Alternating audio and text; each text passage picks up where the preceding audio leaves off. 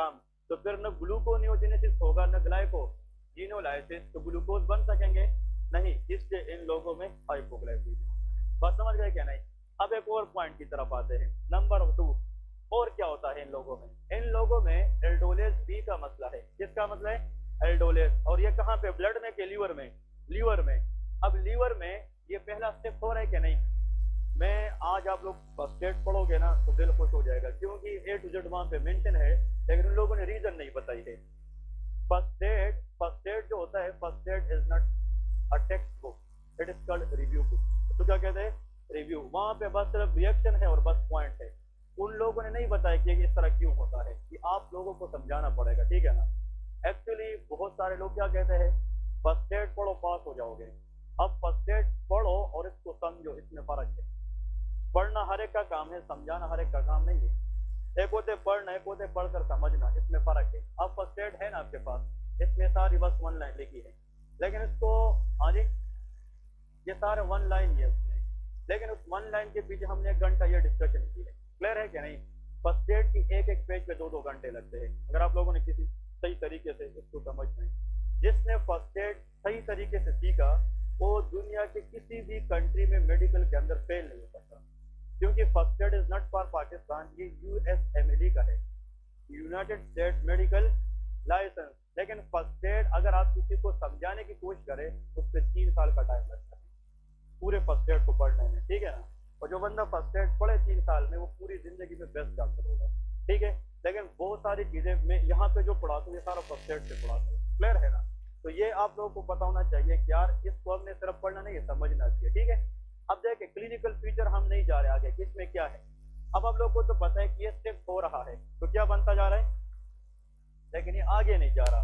तो इसका level liver में क्या होगा, ज्यादा। जब लीवर के अंदर इसका लेवल बढ़ता जाएगा तो उससे ओवरऑल लीवर साइज क्या हो जाएगा, ज्यादा। तो लेके हेपेटोमेगेली, लीवर का क्या होगा, साइज बढ़ेगा। तो दिस पेशेंट डेवलप हेपेटोमेगेली। अब ध्यान आ रहा चीजें क्या नहीं, इन लोगों को हेपेटो क्या होगी, megaly, enlargement of the liver size is called hepatomegaly. फिर ये लोग आपको एक पॉइंट बताएंगे, ये लोग जब भी हनी खाएंगे या कुछ चीज ऐसी जूस लेंगे जिसके अंदर क्या हो, फ्रक्टोज हो, तो ये तो बनेगा लेकिन ये आगे नहीं जाएगा। तो लीवर के अंदर इसका लेवल हनी लेने के बाद क्या होगा, मजीद ज्यादा। तो जब लीवर साइज बढ़ेगा तो वो स्ट्रिक्ट होगा कि नहीं। तो इन लोगों को राइट अपर क्वाड्रेंट पेन होता है। क्या होता है, राइट अपर, क्योंकि liver is present in which side, right upper quadrant pain. लेकिन एक चीज याद रखे, every pain in the right upper quadrant is not fructose intolerance. इसमें हेपेटाइटिस हो सकता है, इसमें गॉल ब्लैडर के स्टोन हो सकते हैं। ये लोग कहेंगे कि हमें ये पेन तब होता है जब हम हनी लेते हैं, हमें ये पेन तब होता है जब हम फ्रूट जूस पीते हैं। तो इसका मतलब ये है, ये कोई ऐसी चीज बताएगा कि उसके लेने के बाद ये पेन होगा जिसके अंदर हाई अबंडेंट क्या हो, फ्रक्टोज हो। तो ठीक है, तो हम ये चीज समझनी चाहिए। नंबर 3 नंबर के बाद अगर 4th नंबर सिम्टम में जाएंगे। अब देखें लीवर के अंदर किस चीज का लेवल बढ़ गया, फ्रक्टोज 1-फॉस्फेट। तो लीवर की जो मशीनरी है उस पर असर पड़ेगा कि नहीं। और लीवर का काम अनकंजुगेट बिलिरुबिन को क्या करना है, कंजुगेट। तो वो हो सकेगा नहीं। तो बिलिरुबिन का लेवल ब्लड में क्या हो जाएगा, ज्यादा। तो जॉइंटिस, इन लोगों में क्या होता है, जॉइंटिस होता है। जॉइंटिस का मतलब यह है इंक्रीज लेवल ऑफ बिलिरुबिन। और इन लोगों की जो आंखें है, आईज है, that should be yellow, yellowish discoloration of the eye is called jaundice. और जॉइंटिस हमें ये बता रहे हैं कि there is something wrong in the liver, कि लीवर के अंदर कोई मसला है। वो हेपेटाइटिस हो सकता है कि नहीं, वो सीरोसिस भी हो सकता है, वो हीमोलिसिस भी हो सकता है, क्रोनिक लीवर डिजीज भी हो सकता है, और वो फ्रक्टोज इंटॉलरेंस भी हो सकता है। तो jaundice is not a disease, jaundice is a feature which is due to many diseases. Clear है कि नहीं। नेक्स्ट पॉइंट इसमें क्या है, लीवर की जो मेटाबॉलिज्म है सारी फूड के लिए वो नॉर्मल होगी कि एबनॉर्मल, एबनॉर्मल। फिर आप जो भी खाएंगे लीवर उसको भी सही तरीके से नहीं देख पाएगा, क्योंकि लीवर में पहले से मसला है। तो अगर लीवर में खुराक मेटाबोलाइज नहीं होगी तो इन लोगों को नोजिया एंड वोमिटिंग होती है, और इन लोगों में दोबारा फूड लेने की वो विश नहीं होती, क्रेविंग नहीं होती। तो लॉस ऑफ एपेटाइट क्या होता है, लॉस ऑफ एपेटाइट। एक पॉइंट आप लोग को बताता चलूं कि लीवर के जितने भी मसले हैं उसमें बंदा ये कहेगा कि मुझे खाना खाने का दिल नहीं करता, मतलब लॉस ऑफ एपेटाइट में जाता है, क्योंकि बहुत सारी फूड की जो मेटाबॉलिज्म है वो खराब हो जाती है। क्लियर है। मतलब ये लोग खाने को देख कर कहेंगे कि अभी नहीं खाना, थोड़ी देर के बाद खाऊंगा। फिर आप उसको ऑफर करेंगे, वो कहेगा अभी नहीं खाऊंगा। अगर कि वो अंदर से भूखे होंगे, उसने कुछ भी नहीं खाया होगा, स्टमक विल बी एम्प्टी, उसकी क्रेविंग फूड के लिए नहीं होगी, क्योंकि जो लीवर है उसकी जो मशीनरी है वो डैमेज हो चुकी है। क्लियर है। और इसमें लेके नोजिया एंड वोमिटिंग। ठीक है, तो ये जनाब इसके सिम्टम है फ्रक्टोज इंटॉलरेंस के। ये जो सारे सिम्टम है ये किससे रिलेटेड है? लीवर से रिलेटेड। अब एग्जाम में अगर आ जाए all the features of fructose intolerance, अब ये चीज किताब नहीं बताती, all the features of fructose intolerance are due to that, answer is decrease availability of free phosphate. ये MCQ आता है। मतलब ये है कि अगर फ्री फास्फेट की अवेलेबिलिटी क्या हो जाए? कम हो जाए, तो फिर ना ग्लूकोनियोजेनेसिस होगी ना ग्लाइकोजिनोलाइसिस, तो फिर ये सारे सिम्टम्स आएंगे। The dangerous clinical feature of fructose intolerance that is called hypoglycaemia, क्योंकि hypoglycaemia can kill the patient. क्योंकि कहते हैं कि अगर ब्रेन को 120 सेकंड से मुराद कितने मिनट? 2 मिनट तक अगर एडिक्वेट अमाउंट ऑफ ग्लूकोज ना मिले, द पेशेंट बिकम अनकॉन्शियस। वो क्या हो जाता है? अनकॉन्शियस हो जाता है। तो डेंजरस आउटकम। अब देखिए इस बंदे को जिसमें फ्रुक्टोज काइनेज का मसला है, अगर वो फ्रुक्टोज कंटेनिंग फूड लेगा तो उसमें सिर्फ किस चीज की लेवल बढ़ेगी? फ्रुक्टोज। तो कोई मसला है? तो these people can tolerate fructose, लेकिन सिर्फ फ्रुक्टोज का लेवल ब्लड में क्या होगा? तो फ्रुक्टोज सीधा होगा। बस समझ गए। लेकिन अगर ये मसला है एल्डोलेज बी में, तो ये बंदा तो फ्रुक्टोज 1 फास्फेट बनाएगा, तो फ्री फास्फेट का लेवल क्या होगा? कम। जितना फ्री फास्फेट कम होगा उतना ग्लूकोज का लेवल कम। तो आया एल्डोलेज बी वाला बंदा मजीद फ्रुक्टोज ले सकेगा? नहीं। इसलिए these people can not tolerate fructose. इस चीज का नाम क्या है? फ्रुक्टोज इंटॉलरेंस है। ठीक है। अब इसकी ट्रीटमेंट लेके, फ्रुक्टोज इंटॉलरेंस की ट्रीटमेंट लेके, तो what is the treatment? Number 1, avoid fructose containing diet. मतलब जो भी फूड है जिसके अंदर फ्रुक्टोज है उसको हम क्या करेंगे? अवॉइड करेंगे, कम करेंगे। तो अवॉइड फ्रुक्टोज कंटेनिंग डाइट, और वो ऑलरेडी मैंने आप लोगों को बताया है। ठीक है, जूसेस वगैरह, हनी, ठीक है, यहाँ पे लेके watermelon, avoid fructose containing diet. और नंबर 2, अवॉइड सुक्रोज। क्या हम अवॉइड करेंगे? सुक्रोज भी अवॉइड करेंगे। अब देखें, कार्बोहाइड्रेट का वो फॉर्म जिसको हम मजीद डिवाइड ना कर सके वो मोनोसेकेराइड है। मोनोसेकेराइड के 3 एग्जांपल आप लोगों को आने चाहिए। The best monosaccharide in the body is glucose, the second is fructose. क्या होता है? फ्रुक्टोज। और लास्ट इज गैलेक्टोज। क्या होता है? गैलेक्टोज। देखे बहुत आसान है।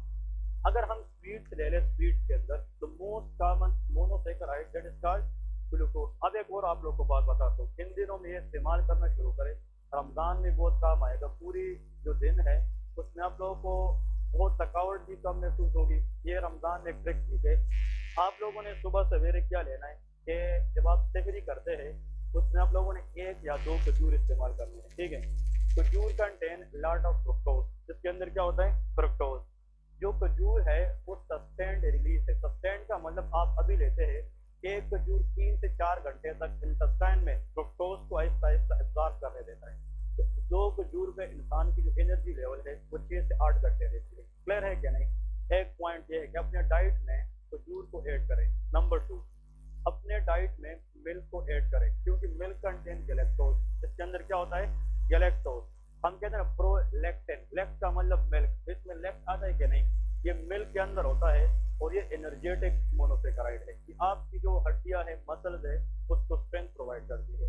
और अगर मिल्क कोई बंदा ना ले, नो प्रॉब्लम, वो ग्लूकोज की डब्बी मिलती है, ग्लूकोज वाली, देखिए ना, वो डब्बी ले ले ग्लूकोज की और इससे 1 टीस्पून जनाब आधे गिलास पानी में मिक्स करके हल करके पिया करें, क्योंकि इट कंटेन प्योर व्हाट?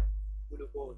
और glucose is the primary source of energy for the brain. ये ब्रेन के लिए है। आपसे डिजीनेस नहीं आएगी, वर्टिगो नहीं आएगी। ठीक है, लेकिन इंसान जो है ना, अगर इन चीज़ों का थोड़ा बहुत ख्याल करे तो आप लोग काफ़ी हद तक अपनी बॉडी को एनर्जाइज रख सकते हैं। क्लियर है कि नहीं?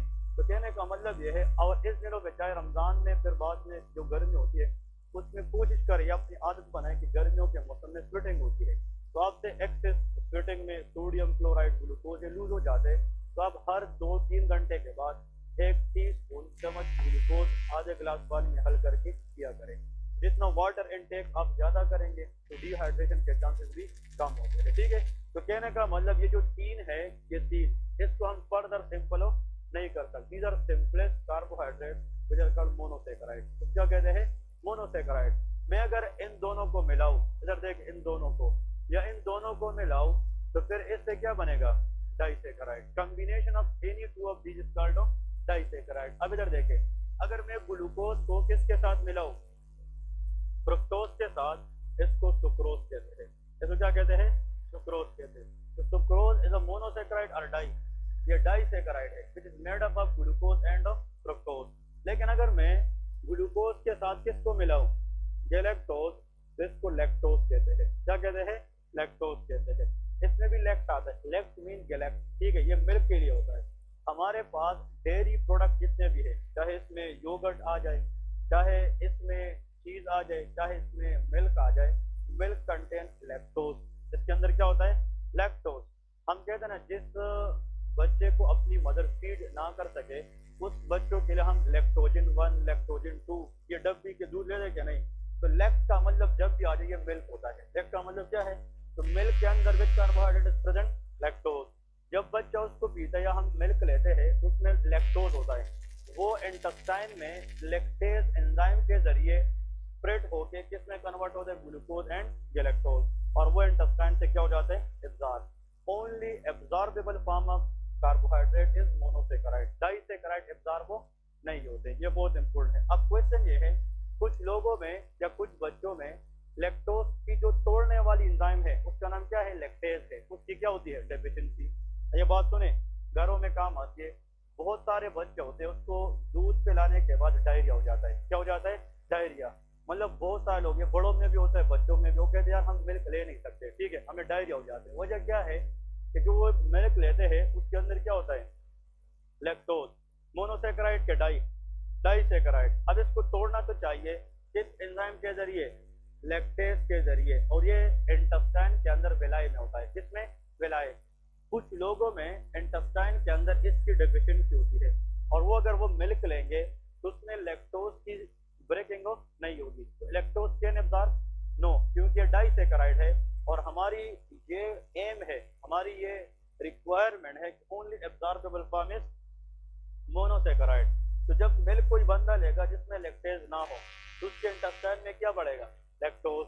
और जब इंटेस्टाइन में लैक्टोज रहेगा, it create osmotic pressure and it draw water from the cell. ये सेल से क्या ड्रा कर दे? Water. And that water make the stool very soft which leads to diarrhoea. वो क्या कराता है? डायरिया। तो ऐसे लोग जिसमें किसकी डेफिशिएंसी हो? लैक्टेज की, तो वो मिल्क लेना टॉलरेट कर सकेंगे? नहीं। इसको कहते हैं लैक्टोज इंटॉलरेंस। इसको क्या कहते हैं? Lactose intolerance. लेकिन जिन लोगों में किसकी डेफिशिएंसी हो? एल्डोलेज बी, तो वो क्या चीज टॉलरेट नहीं करेंगे? इसको फ्रक्टोज इंटॉलरेंस कहते हैं। क्लियर है कि नहीं? तो हनी के बाद हाइपोग्लाइसीमिया का आना, that is called lactose intolerance. लेकिन मिल्क लेने के बाद डायरिया का हो जाना लैक्टोज इंटॉलरेंस होता है। क्लियर है? जिसको हम कहते हैं लैक्टेज डेफिशिएंसी। क्या कहते हैं?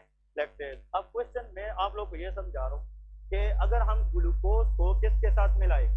हाँ जी, फ्रक्टोज। उस कॉम्बिनेशन को क्या कहते हैं? तो ऐसी फूड जिसमें सुक्रोज होता है। आप ये बड़े बड़े मार्ट चले जाए, वहाँ पे जो मिल्क वगैरह वो पाउडर की शक्ल में रखते हैं, तो वहाँ पे सुक्रोज कंटेनिंग डाइट ये लिखे होते हैं। इस तरह कभी मार्ट में जाए, कुछ चीजें पढ़ लिया करें, उसमें लिखे होते हैं सुक्रोज, लैक्टोज, इस तरह चीजें। तो ऐसी प्रोडक्ट जिसके अंदर क्या पाया जाए? सुक्रोज। अगर वो हम खाए तो एब्जॉर्ब नहीं होगा। सुक्रोज को तोड़ना होगा सुक्रेज एंजाइम के जरिए। किस एंजाइम के जरिए? सुक्रेज। इंटेस्टाइन के अंदर अगर सुक्रेज एंजाइम को हम तोड़े, ठीक है, उससे क्या बनेगा? Glucose and fructose. तो वही फ्रक्टोज ब्लड में अगर आएगा और उस एंजाइम की डेफिशिएंसी हो तो टॉलरेट कर सकेगा? नहीं। इसलिए फ्रक्टोज इंटॉलरेंस पेशेंट में हम उस फूड को भी अवॉइड करेंगे जिसके अंदर क्या होता है? सुक्रोज होता है। If someone asks you why sucrose is avoided, because sucrose तोड़ने के बाद फिर भी किस में कन्वर्ट होगा? फ्रक्टोज में कन्वर्ट होगा। क्लियर है कि नहीं? तो ये पॉइंट आप लोगों ने याद रखना है। एक इन लोगों को हम फिर बताएंगे हनी का इस्तेमाल ना करें, जूसेस का इस्तेमाल कम से कम करें, ठीक है, और जो वाटरमेलन है उसका इस्तेमाल भी कम से। उसकी अल्टरनेट बताते हैं कि अल्टरनेट। लेकिन ये उन लोगों को जिसमें बिल्कुल इसकी एब्सेंटी होती है, लेकिन कभी कभार ये होता है लेकिन पार्शियली काम करता है, तो उसमें अगर वो थोड़ा बहुत एक हफ्ते में जूस पिए तो कोई नुकसान नहीं होता, क्योंकि जूस के अंदर अदर मिनरल्स होती है, विटामिन होती है, जो बॉडी के लिए बहुत सारा मसला है। ठीक है, अगर इनकी डेफिनेटिव डायग्नोज आ जाए कि हमें कैसे पता चलेगा कि एल्डोलेज बी पार्शियल प्रेजेंट है या कंप्लीट एब्सेंट है, उसके लिए हम लीवर बायोप्सी करते हैं। क्या करते हैं? Liver biopsy. And liver biopsy will tell either there is deficiency of fructose kinase या एल्डोलेज बी। क्लियर है? आई थिंक इसके अंदर जितने भी क्वेश्चन है ये सारे के सारे क्लियर हो चुके हैं। कोई इसके अलावा भी क्वेश्चन हो किसी का तो पूछ सकते हैं। ठीक है, या नहीं है? नहीं है क्वेश्चन? ओके, टाइम कितना हुआ है? घंटा हुआ है? ब्रेक करें क्या हुआ?